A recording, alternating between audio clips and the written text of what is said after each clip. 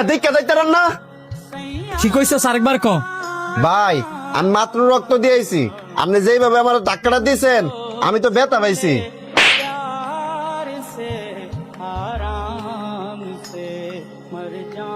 ফকির নির্ভূত, আমি তোর ধাক্কা দিছি না তুই আমার ধাক্কা দিছস?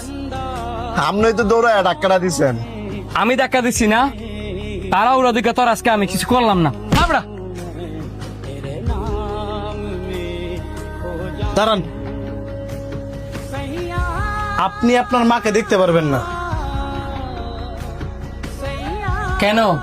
আপনি কোনো মানুষ না, কারণ আপনার ভিতরে কোনো মনুষ্যত্ব নাই। কি বলতেছেন এসব? আমি ঠিকই বলছি, আপনি গরিব মানুষদেরকে মানুষ মনে করেন না। একটা কথা মনে রাখবেন, সে গরিব হোক কিংবা ধনী, প্রতিটা মানুষই রক্তে মাংসে গড়া।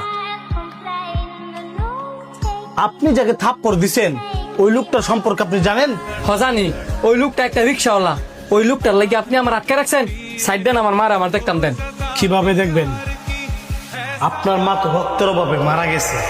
আপনাকে যে রক্ত জোগাড় করতে বলছিলাম, রক্ত জোগাড় করছেন?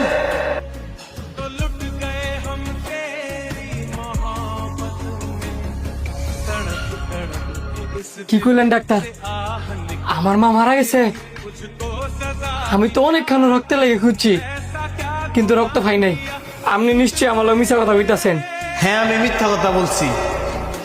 এই মিথ্যা কথা শুনে আপনার চোখটা পানি আয় পড়ছে। এটা যদি সত্যি হইতো। তাহলে কি আমার মা মারা যায় নাই?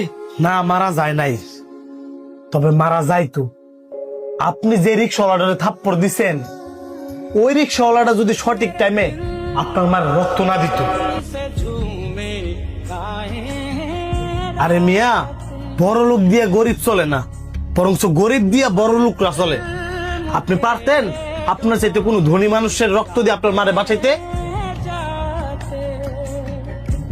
পারতেন না, কারণ একজন গরিবের ভিতরে যে মনুষ্যত্ব থাকে, একজন ধনী মানুষের ভিতরে তার বিন্দু পরিমাণে মনুষ্যত্ব থাকে না। আরেকটা কথা মনে রাখবেন, রক্তের মধ্যে লেখা থাকে না কোনটা ধনীর রক্ত কোনটা গরিবের রক্ত। আপনার মা যদি শুনে যে লোকটা আপনার মারে রক্ত দিয়ে বাঁচাইছে আপনি তার সাথেই খারাপ ব্যবহার করছেন, আপনার মা কতটুকু কষ্ট পাইব? ওই লোকটা এখান থেকে চলে যাওয়ার আগে আগে তাড়াতাড়ি ওনার কাছে গিয়ে মাপ চান, আর নয়তো আল্লাহ পাক আপনাকে মাফ করবে না।